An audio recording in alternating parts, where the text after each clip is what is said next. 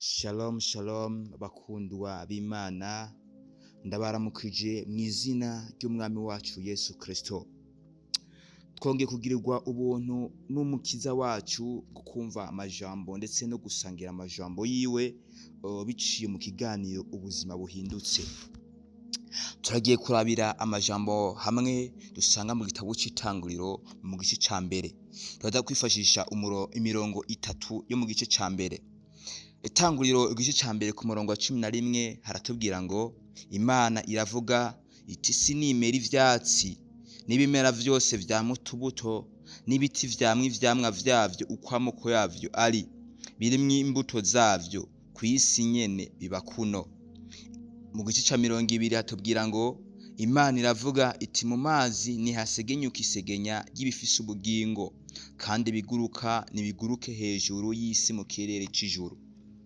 Kuri umurongo nyene wa mbere mu gice ca 26 batubwira ngo Imana iravuga iti tureme umuntu mw'ishusho yacu ase natwe aganze amafi yo mu kiyaga n'ibiguruka mu kirere n'ibitungano n'isi yose n'ivyikwega vyose bigenda bikwega inda hasi. Nshuti mukundwa, twongeye kugirirwa ubuntu rero bwo gusangira amajambo adukuza, amajambo adukomeza, amajambo atwongerezamwo imbaraga, amajambo yongeye kutwibutsa ico turi, bigatuma duhaguruka tumenya abo turi ndetse naho dutumbera, kubera ko iyo umuntu amaze kwitahura uwo ari we biramushoboza gukora ndetse no kubandanya afite ubwira kandi kuko abazi uwo akorera. Rero n'aya majambo y'Imana tugiye gusangira dusanga muri iki gitabo c'Itanguriro. Amajambo atubwira atwibutsa ibintu vyose uko vyabayeho. Ariko kandi sico ngiye guhagarara ko cyane, ndakuzaniye ijambo rivuga ngo aho dukura ubuzima. Rero turiko turasoma amajambo dusanga mu gitabo c'Itanguriro, turumva ko kugira ngo isi imera ivyatsi n'ibiriko vyose haba ivyamwa imbuto ziribwa n'izitaribwa, nabo turabona Imana ivuga ibegire isi ngo nimere, isi nimere ivyatsi, imere ibiti. Tubona ko Imana yabwiye isi ngo imere, bisigura neza ko iyo ibintu bihari tubibonesha amaso bifite ubuzima iyo bimatanye n'isi, bigira ikimazi iyo bimatanye n'isi, bironka gutotara iyo bimatanye n'isi, bigira ubugingo iyo bimatanye n'isi, kubera ko mu kuremwa kwayo Imana yabwiye isi ngo nimere. Niho bikura ubuzima, niho bikura gutotahara, niho bikura ukwama ivyamwa vyiza. Mugabo niyo bimatanye n'isi, aho si niho biva. Tuko turabona aha naho ku mafi cyangwa se ibiba mu kiyaga vyose, Imana bigira ikiyaga ngo nigisegenyure, ikiyaga ngo gisegenyuke, ngo muri cyo hasegenyuke ibifise ubugingo vyose. Tuko tumva aya majambo nuko ibiba mu kiyaga vyose bigira ubuzima iyo biri mu kiyaga. Ifi uyukuye mu mazi ukayishira ku musozi, nubwo uri kuyigaburira imeze gute, itari mu mazi nishobora kugira ubugingo, itari kuraba mu mazi nta buzima ishobora kugira, kubera ko ukubaho kwayo bimatanye no kwiba mu kiyaga. Ubuzima bwayo bimatanye no kuri mu kiyaga, ishobora gukura mu gihe iri mu kiyaga, ishobora no kuvyara canke kurondoka mu gihe iri mu kiyaga. Bisigura ko ubuzima bwayo bw'iyifi bumatanye no kuba mu kiyaga. Amazi mu mazi niho ubuzima bwayo buri favorable, mu mazi niho ubuzima bwayo bushoboka. Imaze kuva mu mazi nta buzima bikigira. Iyo iki giti kimaze kuva ku isi kikava mu ivu, nta buzima buba bukikirimwo, kica cuma kigatakaza ubuzima. Niko umuntu nawe Imana mu kumurema yavuze ngo reka tureme umuntu ngo mw'ishusho yacu ngo ase natwe, tureme umuntu mw'ishusho yacu ase natwe, aganze amafi yo mu kiyaga n'ibiguruka mu kirere n'ibitungano n'isi n'ivyikwega vyose bigenda bikwega inda hasi. Turiko turumva uwo muntu bwa mbere Imana mu kumurema nuko yamuremye imufite ku umugambi wari uwahe wari uko ubwa mbere aza kuganza iby'Imana byose yari yararemye. Ariko turabona ko iby'Imana byose yari yararemye yari yaratanze umuco cyangwa iya definition source aho bikura ubuzima kugira ngo bibeho. Ariko turabona umuntu Imana mu kurema umuntu ivuga ngo reka tureme umuntu ngo ase natwe tumureme mu ishusho yacu. Bisigura ko uyu muntu yaremye mu ishusho y'Imana agira ubuzima iyo akimatanije na ya shusho,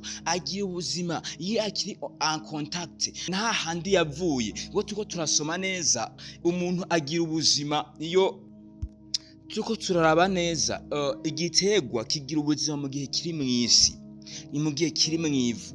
Iyi fi igira ubuzima mu gihe iri mu mazi, ariko umuntu nawe nyene agira ubuzima mu gihe ari muri Kristo Yesu.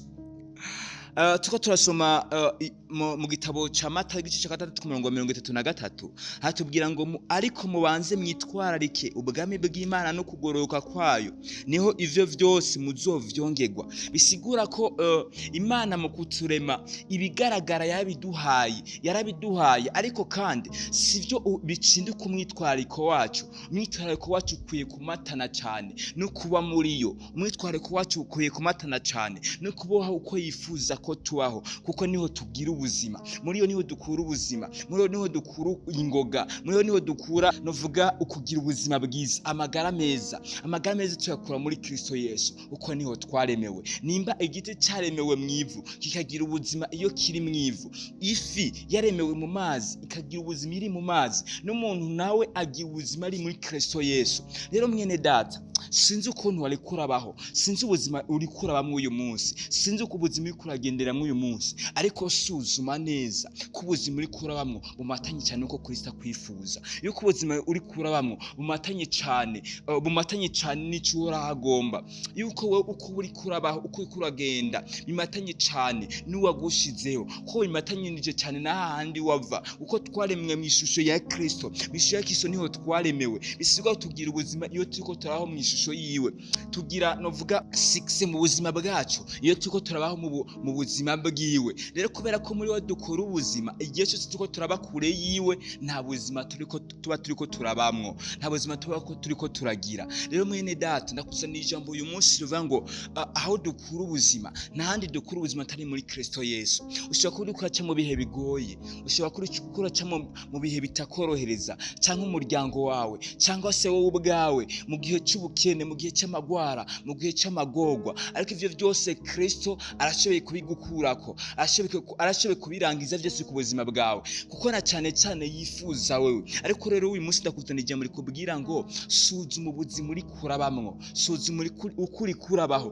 kumatanye cyane n'icyo Kristo agomba, kuko niwe twaremewe muri we. Igihe cyose tuko turatandukana nawe, tuko turagerera kure yiwe, usanga tuko turabaho ubuzima. Hari usanga umuntu ariko arabaho yarapfuye, yaramaze kwitandukanya na Kristo agapfa, ukajya usanga ariko arabaho ubuzima bwa bundi Kristo atamenya. Nkuko igiti iyo kimaze kuva mu ivu, isi ntikironka information kuri ico giti, gipfa. Rero nawe iyo kuragenda kure y'Imana, iyo kuragenda kure y'ubushobozi bwandiho, iyo kuragenda kure y'icyo Kristo akugombako, ucutakaza ubuzima, ubaho nk'uwapfuye. Ari nico gituma usanga umuntu ariko araho ubuzima nawe nyine adatahura ubwabo uko ariko arabaho. Usanga umuntu ariko arakora ibintu ntatahura ivyo ariko arakora, kubera ko yaramaze gupfa, yayitandukanije n'ahandi akura ubuzima. Mwene data, suzuma wirabe neza, ongera usuzume ubuzima bwawe uri kurabaho, ongera usuzume imigenderanire uri kuragiranira n'abantu ndetse n'Imana. Urabe neza kutatakaje ca kibanza Imana yakuremeyemo, kuko ari ukura ubuzima bwawe. None uyu munsi birakunda gufata ingingo, uyu munsi nisabira ko ushobora kwisuzuma, ibihe byawe bikagaruka ku buzima bwawe, ukongera ukagaruka n'ubundi mu buzima bw'umunezero, ubundi buzima bwo kutazira, ubundi buzima bwo gushima. Ariko kandi birogosa kumanze kugaruka hahandi dukura ubuzima, hahandi dukura imbaraga, none nta handi naho ni muri Kristo Yesu. Mwene data, Kristo Yesu aguteze ibiganza, Kristo Yesu ariteze kuguha ubundi buzima, Kristo Yesu ariteze kuguha ayandi mahoro, ariko cyane cyane arifuza kugaruka mu ruhongore kugira ngo uvome ya mahoro yiwe, uvome bwa buzima bwiwe muri we. None uyu munsi n'iri jambo sinzi uko uri wari kurabaho, sinzi uko wari kuragenda, ariko wumve ko muri Kristo Yesu ariho hari ubuzima. Igitegwa kigira ubuzima kiri mwivu, n'ifi nayo igira ubuzima iri mu mazi. Mwene data, ntushobora kugira ubuzima mu gihe uri kuraba kure cyane n'Imana, ntushobora kugira ubuzima mu gihe uri kuraba kure cyane na Kristo, ntushobora kugira ubuzima mu gihe uri kuraba kure cyane n'Imana ikugomba ko mwarahezagiwe.